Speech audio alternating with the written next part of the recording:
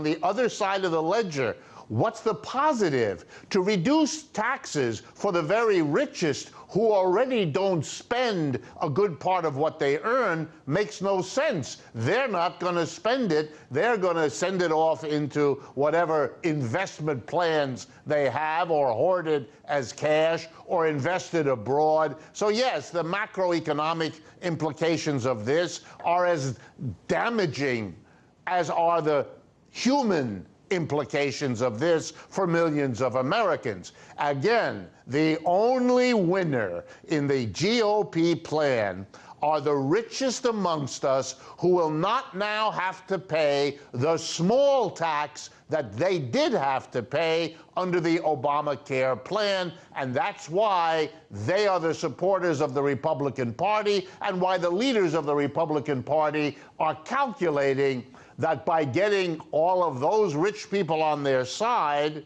they will get more political donations and be able to run a clever campaign in which they tell Americans all sorts of things to obscure this immoral and unethical thing they are in the midst of trying to get done. That they will be able to tell some sort of story that this has to do with a policy of medical care. It's got nothing to do with medical care. There are all kinds of problems in any national health insurance. You can see that all over the world. Those problems are the same kind of problems any large institution or large public program has, and they are solved over time by the diligent efforts of the people that are involved. The richest in America have reached the point where they're not satisfied with being the richest in America, but, and this slips out occasionally, they want to challenge the right of poor people to have a health care that will cover them if they get sick through no fault of their own.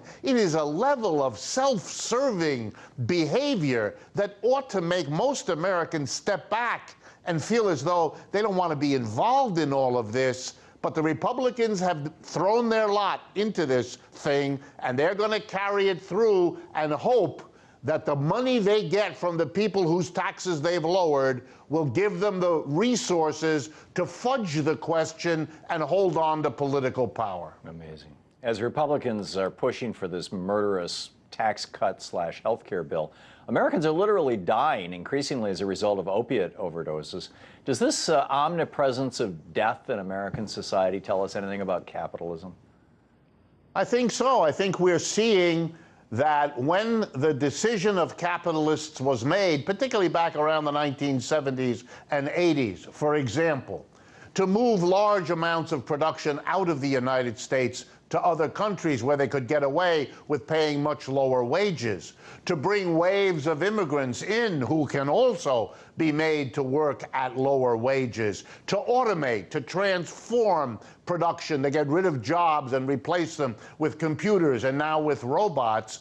All of this transformed the job realities. It didn't have to. There's plenty of work to be done in America that we can all point to. Rebuild our cities, give us the greening that we desperately need, take care of an aging population. We could have put people to work in jobs as interesting or better than what they had before, but we didn't. What we did is lay them off. What we did is stay them in a job, but take away the benefits, take away the extras, take away, make the job less secure. And then we're surprised, apparently, when if you deteriorate the quality of the job, if you take away the money that people had expected to earn, including those who studied for years to be prepared for this, we then seem to be surprised that those people get depressed, become dependent on mind-altering drugs, legal and illegal, commit suicide at new rates,